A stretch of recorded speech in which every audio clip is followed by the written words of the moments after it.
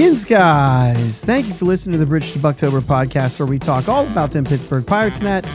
My name is Josh. Today is May 14th. 19 straight games with 4 or fewer runs. The offense, once again, falls apart with many opportunities. Bucs lose 2-1 and 0 for 13 with runners in scoring position.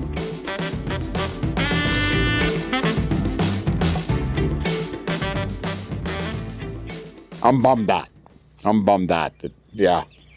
So the team is creating opportunities. They're in these games. Don Kelly has been the manager for 5 games, and the Bucs are 2-3, and all 5 games have been 1-run games. It hurts that the last 2 were with Skeens and Keller on the mound pitching absolute gems. But let's talk about the offense. There are 9 hitters in a lineup. Wow. Great job, Josh. Hear me out. Last night, the lineup that was presented there by Don Kelly, and by all means, I'm not breaking down the lineup here. This is the players that he has currently, and this is what he's putting together. You have to do something. Last night's lineup was missing 5 starters. There's a caveat to that, but hear me out. The 3 easy players are Andrew McCutchen, O'Neal Cruz, and Nick Gonzalez. O'Neal Cruz on the bench right now, dealing with a lower back thing. Andrew McCutchen, probably a day off and maybe, deserving. He did get a pinch hit opportunity, but understandably, that's going to happen occasionally, specifically for someone like Andrew McCutchen. He's going to get his days off. He's just not going to play every day. He wants to, but guys, it's just not going to happen. And Nick Gonzalez, obviously, who's still on the injured list. That's the easy 3. Those are major league hitters. We already know this. Let's talk about the other 2. The first one, Spencer Horwitz. Yes, we haven't seen him yet. Some of you like him. Some of you doubt this. But either way, he was acquired to be a starter, and by all accounts, should be better than the production, or lack thereof, that the Pirates have gotten from first base so far this season. So I don't think it's a reach to say that he's missing from this lineup. That's 4. The 5th one is, quite frankly, the biggest one. Maybe O'Neal Cruz could be the biggest one right now. I think that could be fair to say, but I think consistency and track record says that the biggest one is Brian Reynolds. And I know he was in the lineup, but if you think that this is just the new Brian Reynolds, that's fickle. Straight up. We know who this guy is. We know it's not what we've seen so far this year. He's on an extended 0 for, I think, 18 at this point. He got up so many times during this 0 for streak with runners on base, with runners in scoring position, late in the game with an opportunity to say, certainly this is going to be the one. Brian Reynolds, who likes country music, I just keep thinking, what if he just changes his walk up to, I ain't as good as I once was, but I'm as good once as I ever was? Could we just come through in one of these moments, even if it doesn't mean you break out? Like, he had an opportunity late in this game to not just tie the game, but a base hit takes the lead. And the opportunities are there. We saw him move to the 3 spot last night. We've had comments. We've been talking about it. Comments.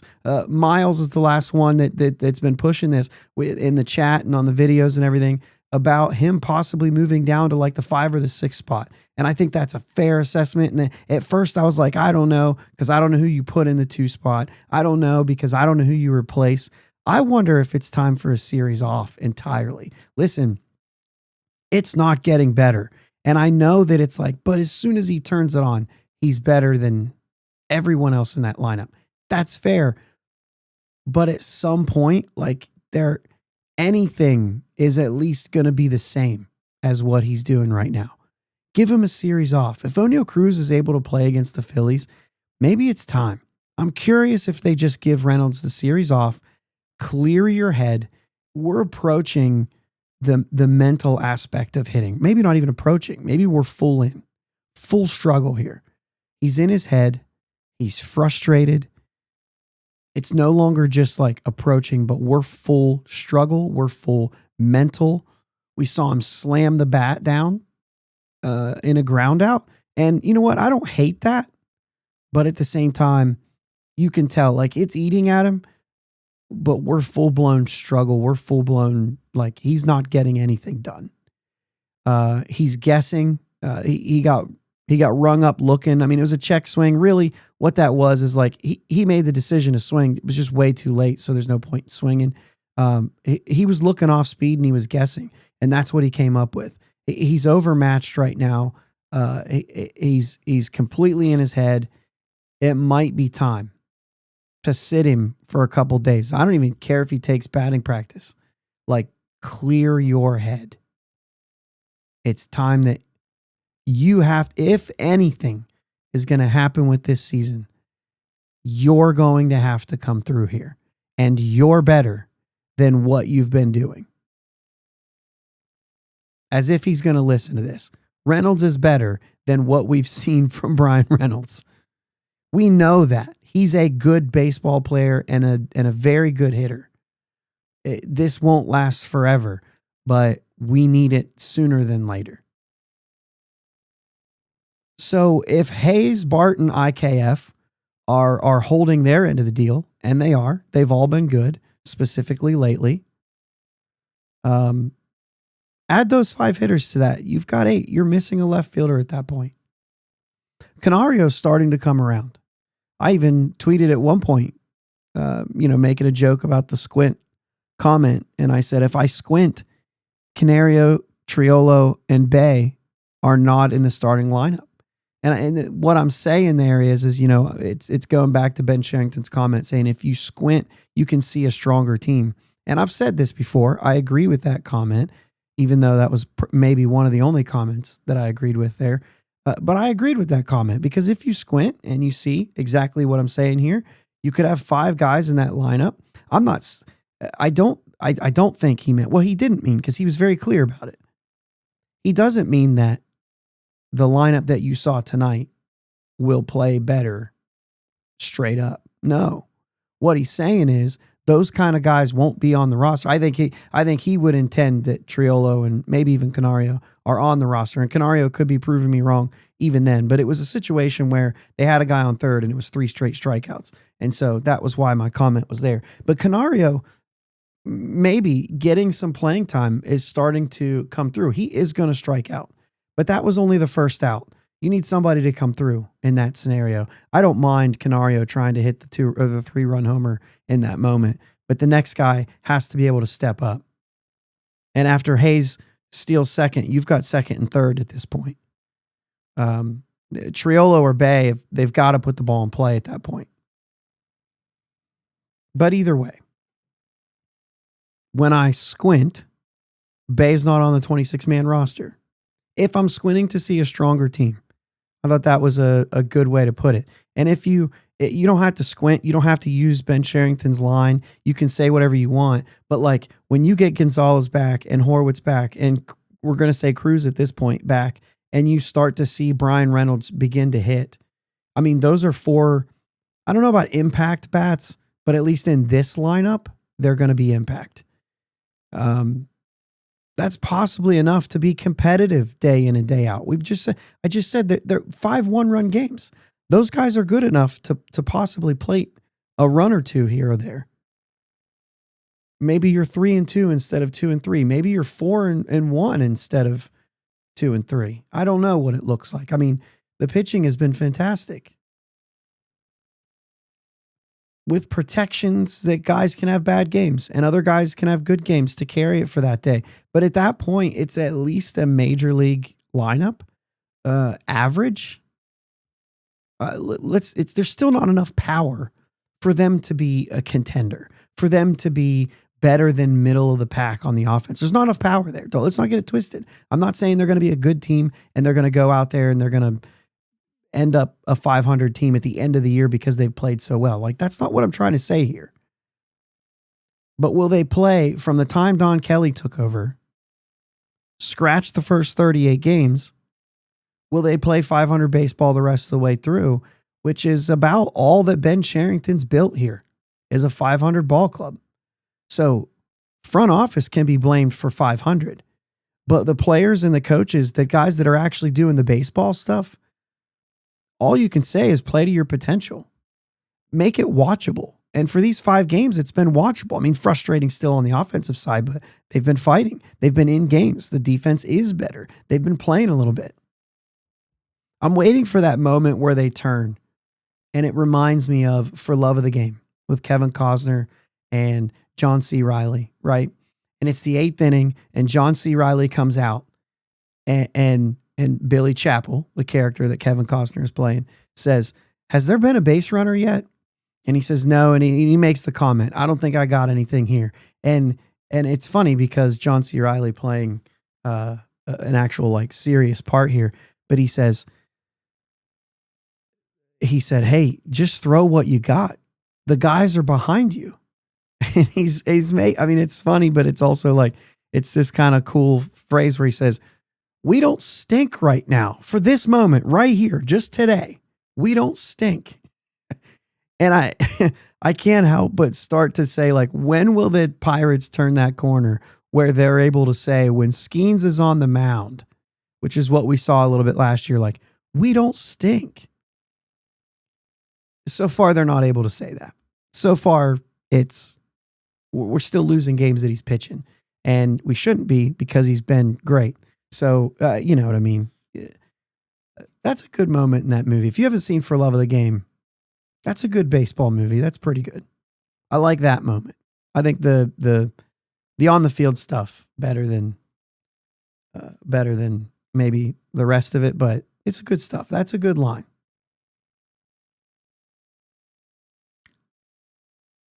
Yeah.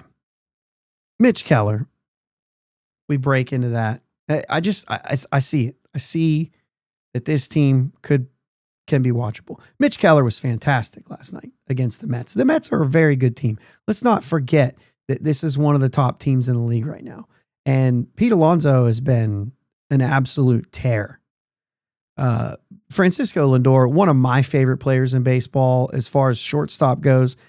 Maybe if I had like my dream team of players I like, not just who I think is the best, but like players that I like. I don't know, man. Could be that guy. I'd have to think about it. I mean, Bobby Witt, obviously, there's a lot of really good players, but like of guys I really like, Francisco Lindor hasn't really had a great series. He's hit fine, but Keller got him 3 times in this game.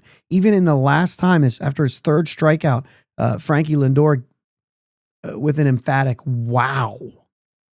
And I know, like, some will say, like, yeah, but then he smiles as if it's okay. Listen, that's what he does. Sometimes he smiles when he's struggling, when he's off. Even during his swing, his face is just a smile. I don't think it was, quite that.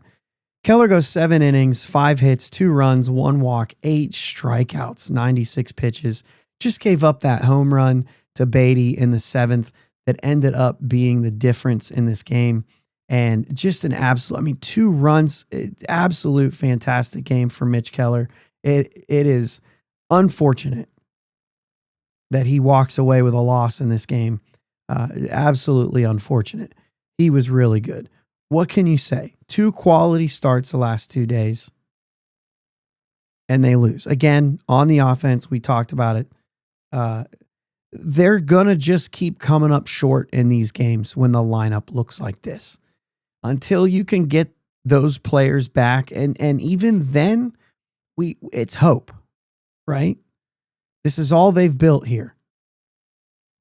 But the guys, the guys that we root for, the guys that are there right now,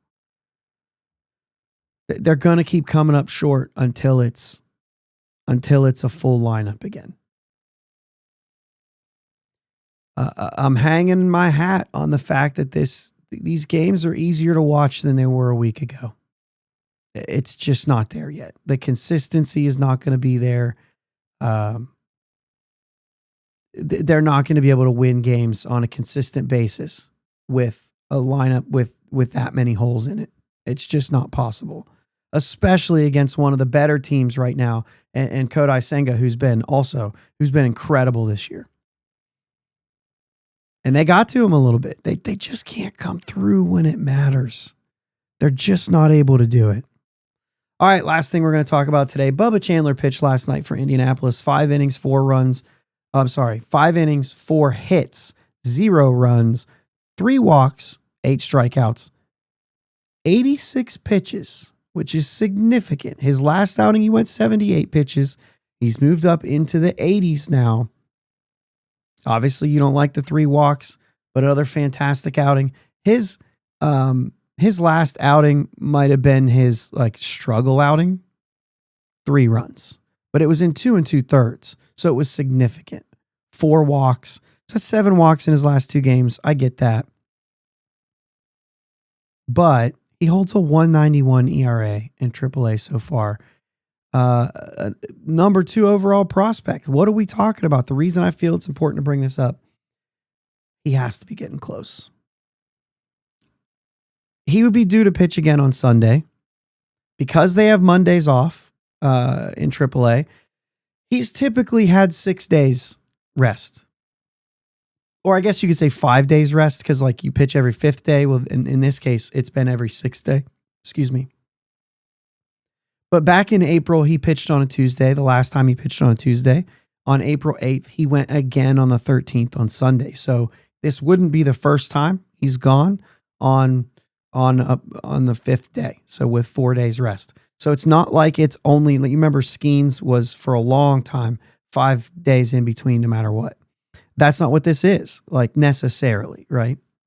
7 walks his last 2 outings, but like I said, today was the bounce back outing after, like I said, his struggle of 3 runs now, but those 3 runs were only 2 2/3. So, obviously not a great outing. If you were to time it out and he goes Sunday, my guess is he doesn't go deep in that game. He would be ready to go Friday. The problem with that, Paul Skeens is ready to go that Friday. Okay. And then Keller Saturday. So now you're adding a couple more days, pushing it to Sunday. It'd be hard to know where this fits. You have Skeens going Sunday in Philly. You have Keller going Monday. So if you were to say, let's not start Chandler on Sunday, let's go Monday, you probably won't because you have Keller. And there's a day off Thursday. And so you're not going to, Keller's already going to have an extra day rest. You're not going to push him. I could see maybe bumping Falter from Tuesday to either Thursday or just bumping him and Heaney back both and pushing them to Wednesday, Thursday, which Wednesday would be. So the Reds are coming into town. This is what we're talking about here. Reds are here Monday, Tuesday, Wednesday, and Wednesday would be a day game. So easy to push a guy back and then pitch the day game. And then the Brewers come in Thursday for 4-game set. Falter could drop to Thursday, which would be Majinski's spot or something like that. Because of this day, like I said, because of this day off Thursday, you're not bumping Skeens Keller, but or Falter. Well, Falter, I think you'd be willing to do that with, just in general. But you've got Falter going tomorrow. And then Heaney Majinski, which if Majinski's even in this thing, Heaney would not have a day off before his next one. So it wouldn't be a big deal to bump him, which is why I think maybe you just bump instead of leapfrogging, you would just bump both of them. Why now? Why not? Why not figure out another time? The 7-game homestand next week. After that, they go on the road to Arizona and San Diego. And then it's a 9-game homestand in June, though. I don't see them going another 10 or 12 games It's saying like all week next week, the 7 next week, the 6, the one after that. But whenever he fits into there, 10 or 12 games, I don't see them going another 10 or 12 games without calling this guy up. I just don't see it happening. We're already beyond the time that, I mean, by a couple days, but we're already beyond the time that they made the move on Skeens last year. I mean, 191 ERA, I said. I mean, this guy's been incredible. Majinski would be my pick to go to the pen, but that's my pick. He's been good. There's some urgency for this team right now. And I understand it's not to make a playoff push.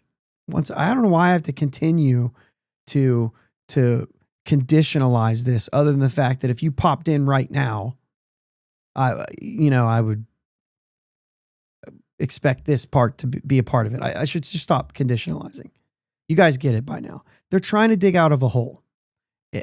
If they believe Chandler can help them do that, or at least put people in the stands, let's be honest, it's time. Let's talk Majinski and get out of here because we're already at the 20-minute part.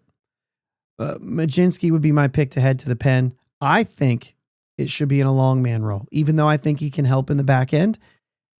He's shown that he's been good enough. You probably owe it to keep him stretched out for a couple reasons. Obviously, somebody has a bad outing. He can come in and get you through. Somebody goes down with an injury. He can just slot right back in. A spot start, he's in there. Let's just say, like, wouldn't you be listening in on Andrew Heaney at this point? Would you move him? Why not? I'd move him in June. If they would move Andrew Heaney, he could slot right back in if they don't wind up going with Burrows or Ashcraft or Harrington or whatever it looks like. I mean, we're talking about some weeks away. Bubba's ready to come up. Get some time in. And for us fans, would make the games even a little more fun to watch. Something to watch after this gauntlet of a road trip. Hang in there, Pirates fans. We'll be back at this thing tomorrow. I don't know if you noticed, the voice is getting just a little bit better every day. Let's go, Bucs. Thanks for listening to the Bridge to Buctober podcast. Subscribing to your platform of choice is the best way to be notified for new episodes. And now, new episodes every weekday. Remember, live shows with my dad and Uncle Jake are Sundays at 9 p.m. Subscribe to the YouTube channel and join them in the live chat every Sunday.